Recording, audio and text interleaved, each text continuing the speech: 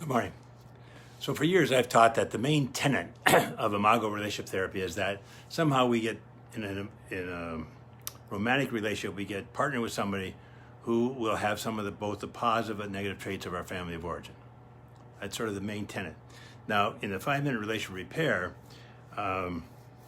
Chapman and Gray, in their little book, or well, it's not a little book, their book, they use quite different language, but I think it throws real light on how this can show up in a relationship.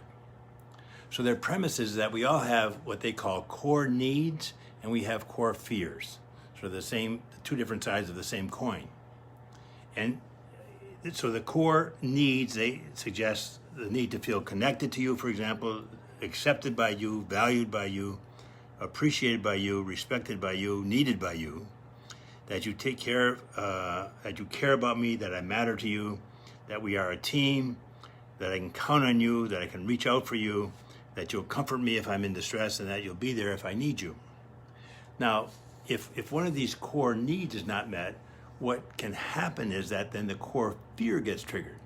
The survival alarm starts ringing, core fear gets activated, and in a reactive relationship, it can go south pretty quickly. All right?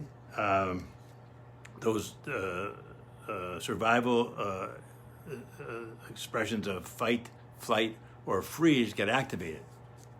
And so they suggest that the core fears are the fear of being abandoned, the fear of being unimportant or invisible, the fear of being rejected, the fear of being inadequate or a failure, the fear of being blamed, the fear of being controlled, and the fear of being trapped or suffocated.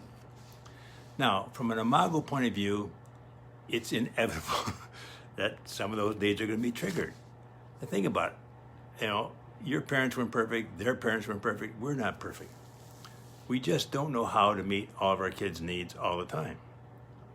And so we don't. Then what happens in a relationship, if we marry someone who replicates that, and then those needs aren't met, and if it's unconscious, then the core fear gets triggered, and the survival alarm goes off, and those survival states of fight, flight, or freeze get activated.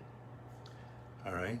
So, again, for years I've said that half of my job in the office is to help people become more conscious, more aware. And I think this little book is very helpful to help you understand what is actually going on when the core needs aren't met and how that triggers the core fears. So one half is helping people become more aware, more conscious. I suppose the second half, as a coach, is to teach them different ways to operate, different skills. All right? And the key action here, in a case where a core need is not being met and a core fear gets triggered, is to pause. Hit the pause button. All right?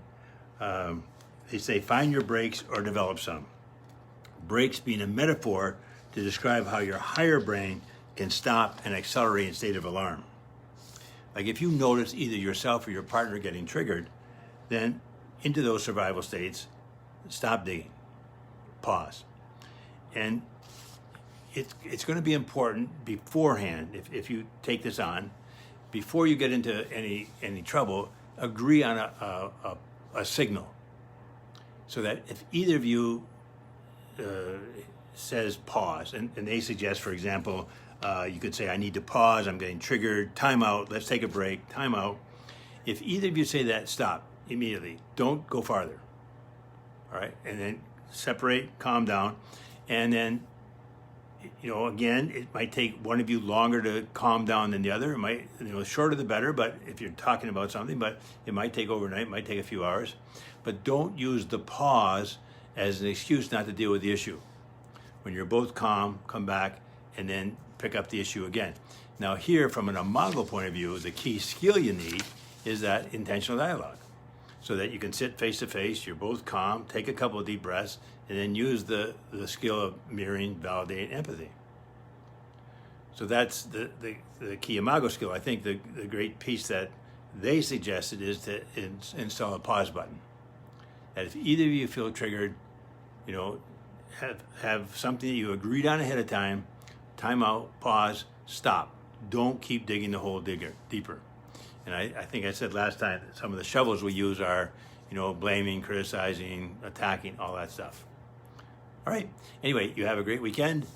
Enjoy your lockdown, and hopefully we'll see you in 28 days out and about somewhere. Cheers.